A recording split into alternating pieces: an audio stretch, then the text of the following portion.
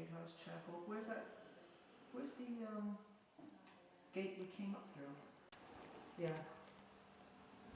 Or up here. I did, yes.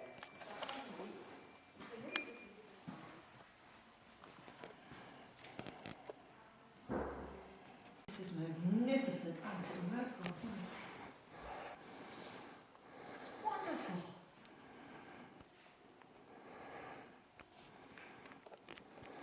Get a really good view of those beams from by that window. Picture that too. This is magnificent.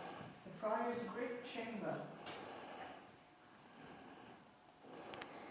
Built in the early 14th century. Lower flatter timber roof is earlier. Small door in the northwest, original there, sealed up and led to the Prior's private latrine and adjoining turret. Lavishly decorated by Prior John Winchelsea in 1510. He added a fireplace and a large bay window, which was once filled with stained glass. He also painted the ceiling with red and white roses, the symbols of Tudor King Henry VIII, who, ironically, was later to close the priory down. Wow, there used to be a long gallery as well. Wow. So those roses are original, and they were from 1510. The Prior's Chapel. Now you can see more of the Tudor roses. Wow. They must have needed an awful lot of wood to keep warm, wouldn't you think? Mm. That's a really good paint on the wall there. Oh.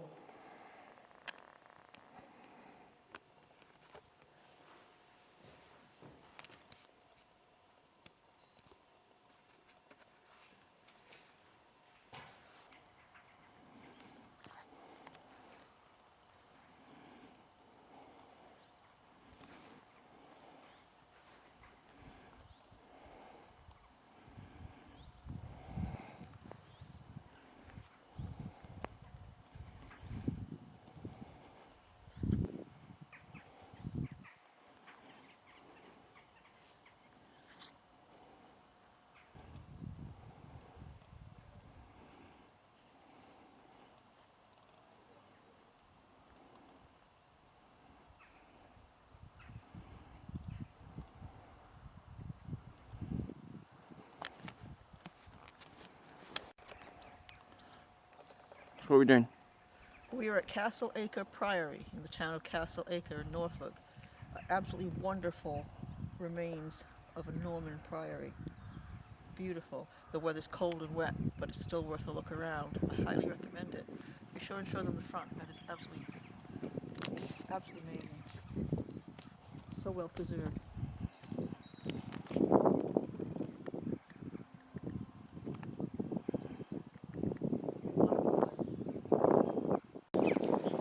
I'm getting all zipped up. Do you carry on? That's right, you can get a picture of me zipping up my coat as I narrate. So where are we? We are now at Castle Acre Castle in the town of Castle Acre, and we've just come from Castle Acre Priory. It's been a cold, wet March day, but that's okay. We're dressed for it and ready and protected. We've got our cameras, which we keep sticking into our coats. Anyway, these is a very important Norman stronghold. These are massive earthworks. There was a big central keep, and we're going to explore here for a little bit before we get our nice hot coffee. This was created by William de Warren, a Norman knight who invaded England with William the Conqueror in 1066.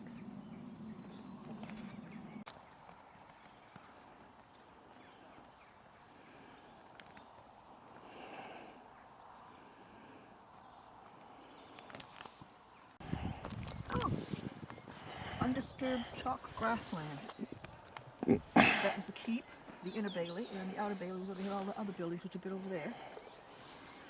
That's what we just came up, right here. It was never purely military. It was just like a base for the local lord. see what we got here. This place is great. It says it was originally built more like a fancy residential house, the 11th century. That's this part in the middle. But his descendants decided they had to fortify the area because of a threat of invasion. That's why they built all these defensive walls.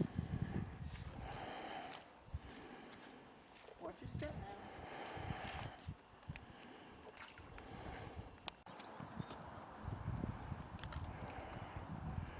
They weren't messing around when they built these walls.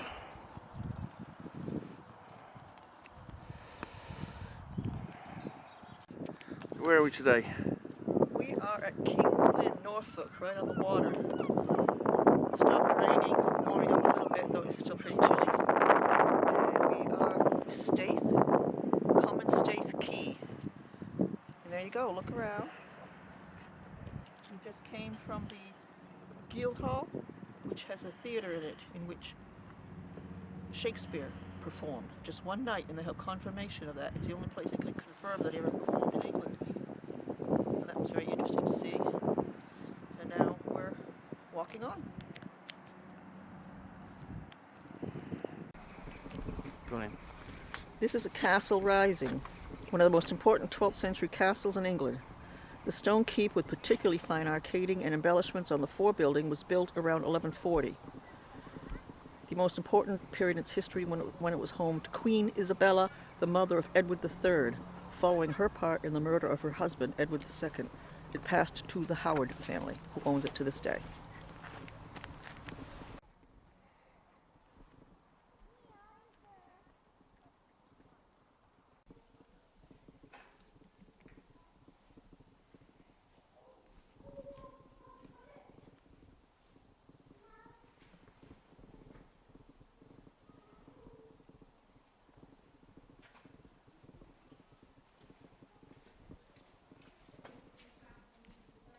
Basement, well, one of the basements. Forebuilding.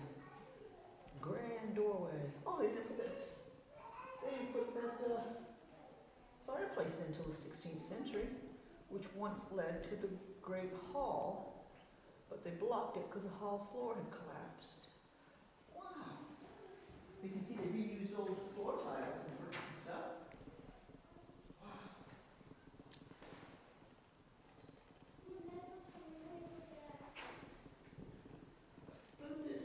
Waiting room. So that was the doorway to the Great Hall.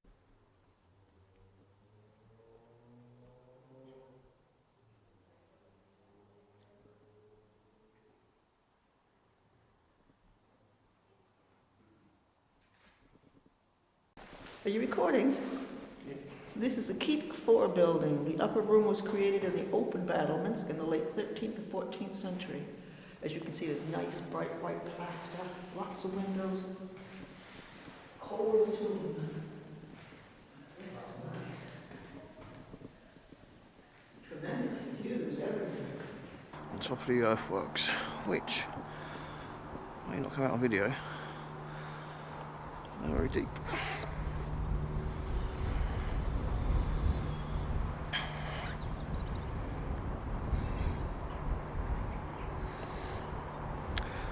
Down there. It's quite a deep drop. Sod's law says I'm going down there. Hey! Did you hear that pheasant?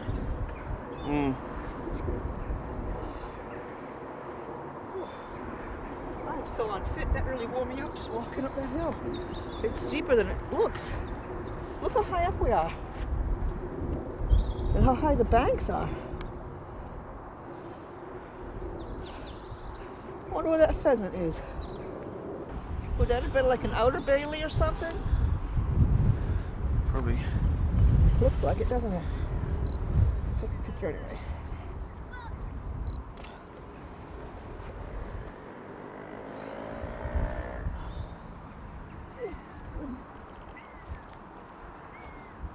I want to see the pheasant. Where are we? We are at the Black Lion Hotel at Little Walsingham, Norfolk, and just about to go down for breakfast. Another cold March day, but we're very hungry and we're going to look all around the town before we head north to Wells next to sea. So far we're enjoying it, although we're feeling our age and getting a bit worn out.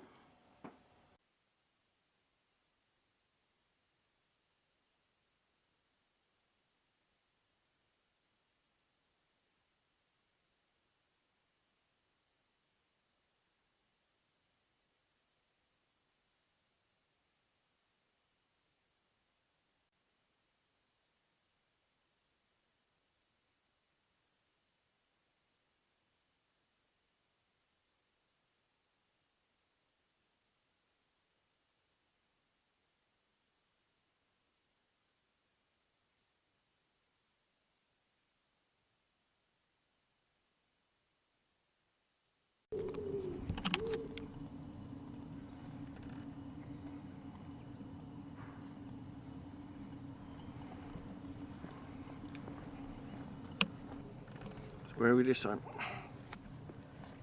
We are at the new shrine of Our Lady of Walsingham in Norfolk.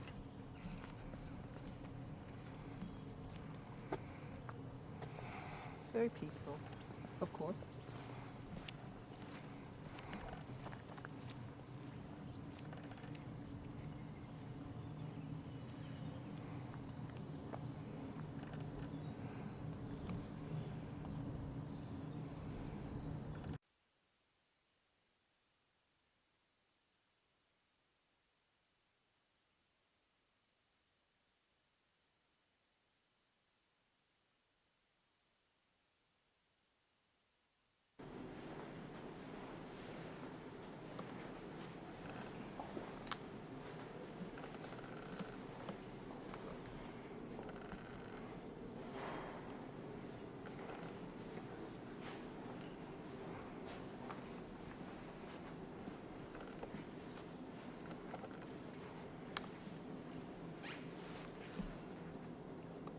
It's holy water. I want some.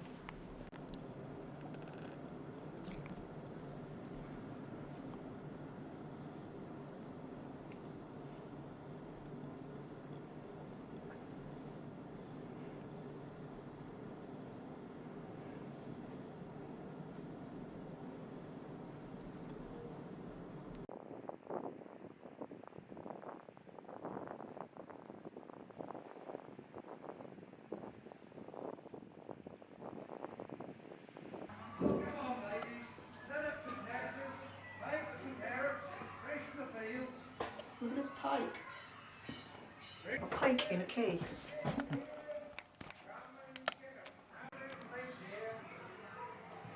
A gospel compass. Mission to deep sea fishermen. Ooh, I never saw anything like that in my life. I'll get my shadow out of it. Maybe I can get a picture. Yeah.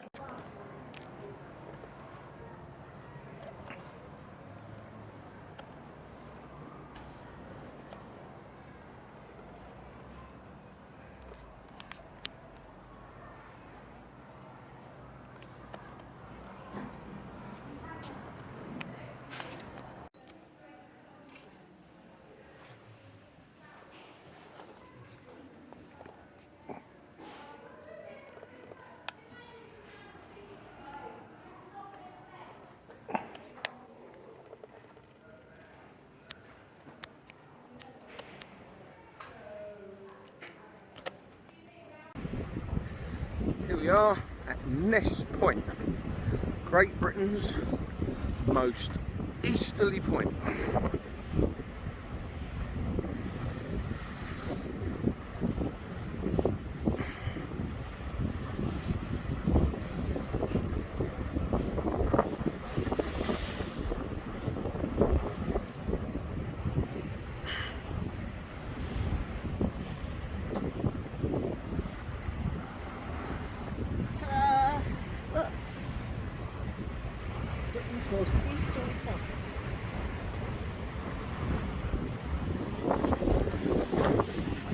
Excited?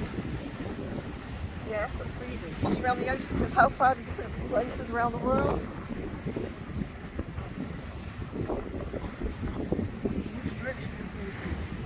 South.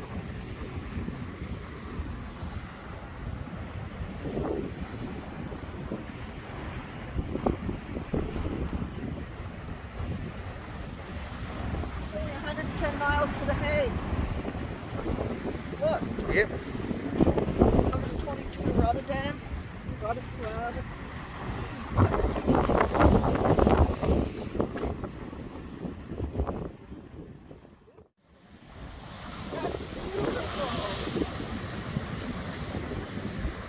I'm videoing now, can you get closer?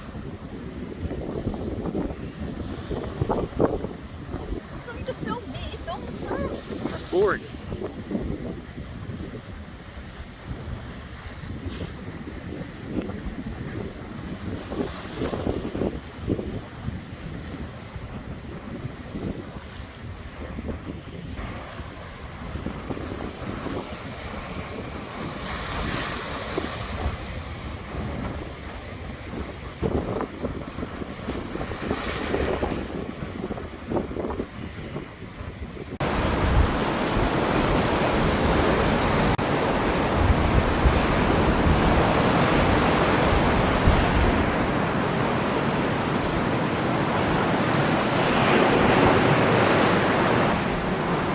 Where are we now? Southwell Pier, Suffolk. Freezing, freezing cold. Lots of wind, lots of surf, but it's very pretty here.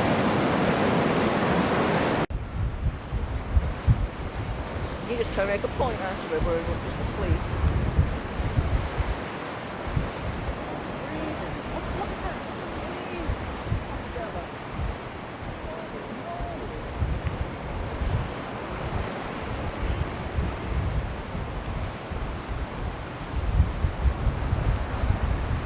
Look at the power behind that.